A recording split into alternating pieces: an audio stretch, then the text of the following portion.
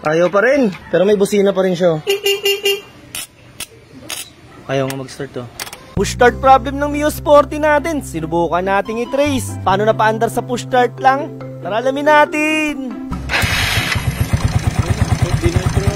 Today's ngayong araw mga tol, ay samahan nyo ako. Mag-check tayo kung bakit hard start tong Mio Sporty natin. Ayaw kasi mag-push start button. Kaya naman, hinira muna natin tong Mio Sporty ng tropa na gumagana ang push start button.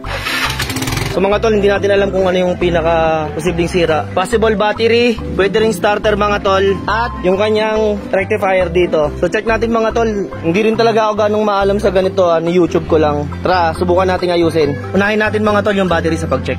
Una nating sinubukan ay itong battery. Kaya naman tinanggal ko na agad ito. Ano pa nga ba't kinuha ko na yung battery ng tropa? Pagtapos matanggal ay sinalpak ko na agad si Sporty natin. Battery check. Malakas naman ang busina mga tol. Pero pag push start ay ayaw pa rin. Itong tunog ng starter relay niya. Parang may pumipigil sa makina. Ayaw talaga. Tapos try natin i-check yung kickstart. Kaya naman, nag-try akong palitan. Ito yung bago nating rectifier. Disclaimer lang mga tol, nabaguhan pa lang tayo sa ganitong larangan. Kaya di ko alam kung mapapaandar pa talaga natin ito ngayon. Kaya naman, tapusin nyo yung video mga tol. Ayaw pa rin. Pero may busina pa rin siya. Sa starter naman tayo. Ayaw pa rin talaga mag-start. Kaya sa starter motor naman tayo mga tol. Ayaw mag-start to. Bali tol, ito yung akin. Ito yung kay tropa. So ito yung ikakabit natin na final na gagawin natin kung gagana o hindi. Ano pa nga ba't? Kinabit ko na yung starter ni tropa.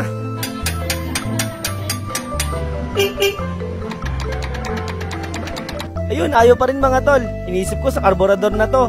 Di na kaya mga master. Tawag na tayo, call a friend. Ito na nga yung sinasabi ng mekaniko natin kaibigan.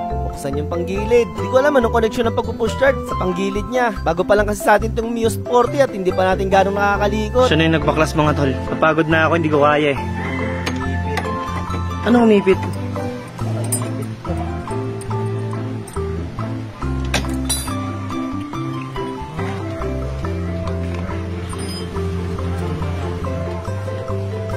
Naiipit na ito yung gear.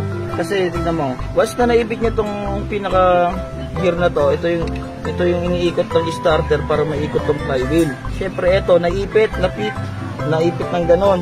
Ngayon, hindi talaga ito iikot. Hindi under yung starter motor. Hindi niya rin mapapagod yung starter flywheel. Okay, gets na. Ayan o, tignan mo i-sample ko boss. Ayan o. Ayan o. Kapain mo, ayan o, nakaangat. Nakaangat pa to. Yung kabitan ng tornilyo dapat lapat. Okay. Dapat lapat yan. Tatanggalin yung washer. Dapat papasok. Ganyan, yan. Bukasan natin. Ano, washer lang pala may problema eh. Sa pagpasok yan ng gear. Dapat natin. Yan o, pumasok ito ba? Lumusot. Ayos. Yan o. Dapat ganyan. Nilinis ko kasi yan eh. Oo, yung nilinis. Pero may washer kasi talaga siya. Bakit yun may nangyari? May washer talaga to. Ngayon, yung kinilas hindi na ibalik ng ayos. Throttle control.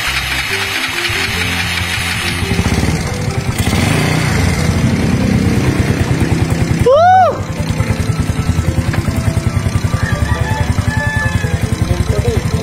Alam ko na. Kasi babalik natin yan. Kasi may washer talaga yan doon. May washer talaga doon. Hindi lang nalapat yan. May nalapat ko na. Hindi maayos na pagkalagay. Binuksan ko kasi. Mali rin pala yung pagkalapat ko. Kulang pa talaga sa karanasan. Dalawa talaga yung washer niya, boy? Oo, dalawa yan. Make sure lang na lalapat siya. Hindi ko nalapat ang ayos. Kailangan, itong titignan mo rito. Pagsalpak, lapat-lapat. Sa dulo-dulo, ayan. Lapat. Parang di naipit yung gear. Parang hindi naipit. Sa madaling salita, kulang sa tulak. Tsaka sumalis yung gear.